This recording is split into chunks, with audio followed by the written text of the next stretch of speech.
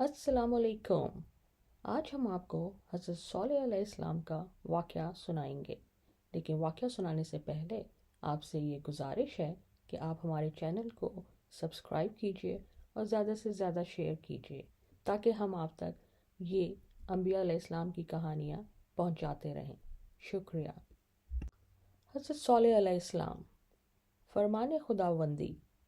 और हमने कौम समूद की तरफ इनके भाई सॉलेह अलैहिस्सलाम को रसूल बनाकर भेजा तो उन्होंने इन लोगों से कहा, ऐ मेरी कौम, खुदा ही की इबादत करो, इसके सिवा कोई तुम्हारा माबूद नहीं है।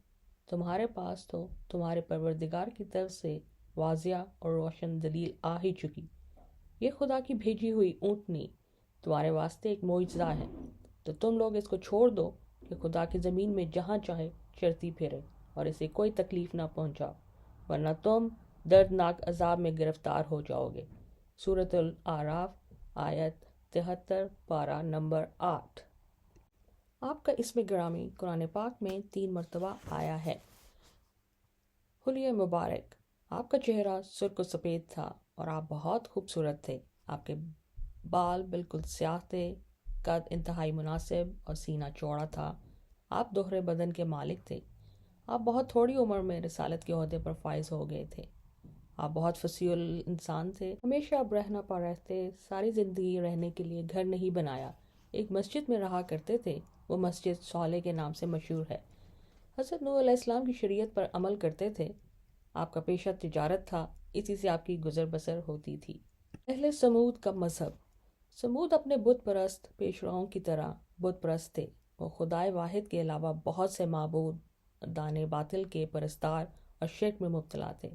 इसलिए इनकी इस्लाह और एहकाक के हक के लिए इन्हीं के कबीले में से सॉलेह अलैहिस्सलाम को ना से पैगम्बर और रसूल बनाकर भेजा गया ताकि वह इनको राह रास्त पर लाएं, इनको खुदा की नेमतें याद दिलाएं जिनसे सुबह और शाम वो महफूज होते रहते हैं, और इन पर वाजिया करें कि कायनात की हर शय खुदा की तौहीद और यकताई पर शाहिद है, और यकीनी दलाइल वक़्त इब्राहीम के साथ इनकी गुमराही को जाहिर करें और बताएं कि परस्तश इबादत के लायक ज़ात आहिद के अलावा कोई दूसरा नहीं है।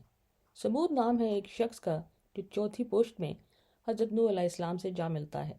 सो इस शख्स की औलाद बाद हलाक होने आद की कौम के अरब के मुल्कों में फैल गई थी और इन मुल्कों की मालिक हो गई थी, और इनका मुल्क असली यानी वतन शाम और हिजाज के दरमियान में था। और इनके शहरों में से जो शहर शाम के करीब था, नाम इसका हजर था। जो शहर हिजाज से मिला हुआ था, नाम इसका वादी अल करा था।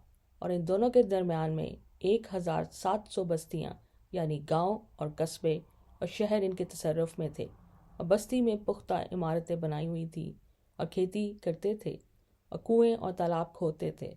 लेकिन ज़मीन में पानी कम था और पत्थर होने के सबब से कुआं और तालाब दुश्वारी से खोदा जाता था, और अक्सर माल इनका इमारत के बनाने और बागों के लगाने में और पत्थर तराश के मकान बनाने में और कुएं और तालाब पहाड़ों के अंदर खुदवाने में खर्च होता था। यहाँ तक कि बड़े बड़े संग तराश कारीगर पहाड़ों पर इमारतें मुंतज तराशते थे।